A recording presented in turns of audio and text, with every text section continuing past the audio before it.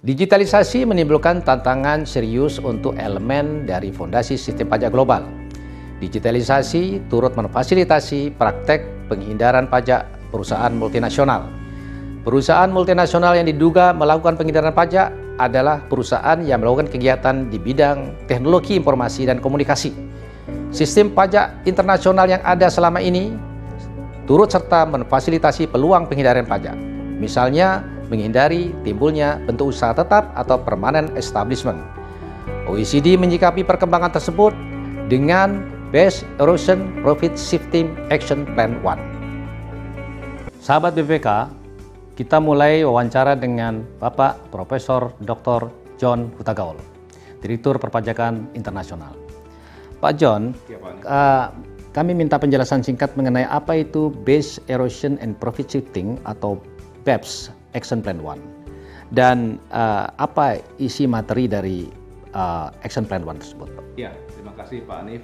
Jadi kalau kita bicara BEPS Actions itu ada 15 BEPS Action ya, yang itu adalah hasil dari produk dari OECD G20 BEPS Project yang dibentuk tahun 2013 sampai dengan 2015, di mana Indonesia juga hadir di situ dan saya waktu itu mewakili Indonesia. Nah, kita merumuskan ada 15 rencana aksi. Salah satu diantaranya itu adalah BEPS Action 1, itu mengenai digital economy. Ya. Nah, apa yang diatur di sana? Yang diatur di sana adalah kita ingin mengidentifikasi dampak penghindaran pajak yang ditimbulkan oleh praktek ekonomi digital. Tetapi di situ juga muncul isu bagaimana membagi hak pemajakan, bagaimana menentukan hak pemajakan, dan bagaimana mengalokasikan laba usaha yang timbul dari transaksi ekonomi digital. Ini menjadi isu yang utama malah ya di dalam BEPS Action 1 ini. Nah, oleh karena itu kita membentuk Task Force on Digital Economy pada pertemuan ketiga di Paris tahun 2017 Januari. Kita bentuk Task Force on Digital Economy untuk melaksanakan tugas ini. Ya.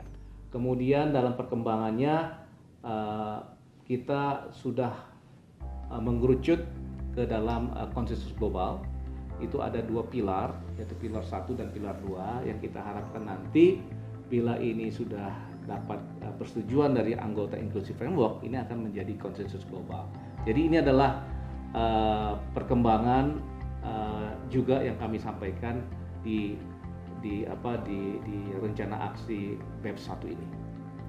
Iya Pak John, berarti arahnya nanti ada semacam kayak konsensus global Pak John? Iya benar. Nah, beberapa negara mereka melakukan semacam kayak unilateral measures ya, seperti Inggris, seperti India, ya. Nah, Indonesia sampai saat ini kita belum melakukan langkah apapun. Ya begini ya. Pak Hanif, kita sangat menghormati konsensus global. Ya. Nah, memang di dalam kesepakatan, ya, anggota Inclusive Framework itu dianjurkan, disarankan untuk memungut pajak tidak langsung, PPN, sales tax, ya, GST atas transaksi ekonomi digital. Ya, selain tidak menimbulkan isu pengenaan pajak berganda, juga bisa menambah penerimaan sangat signifikan. Contohnya di negara Australia, mereka sukses Pak di dalam memungut PPN, ya, pajak tidak langsung atas transaksi ekonomi digital. Tetapi juga tidak dilarang anggota Inclusive Framework untuk menerapkan pemungutan pajak atas penghasilan. Ya, contohnya seperti India, dia memungut dengan nama Equalization Levy. Dia bilang itu bukan PPH. Kemudian Inggris dengan Diverted Profit Tax-nya.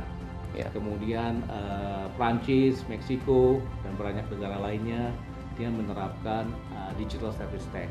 Ya. Nah, apapun namanya, itu namanya unilateral measure. Artinya dia memungut pajak atas penghasilan yang sementara kita lagi menunggu konsensus global. Nah, bagaimana dengan kita?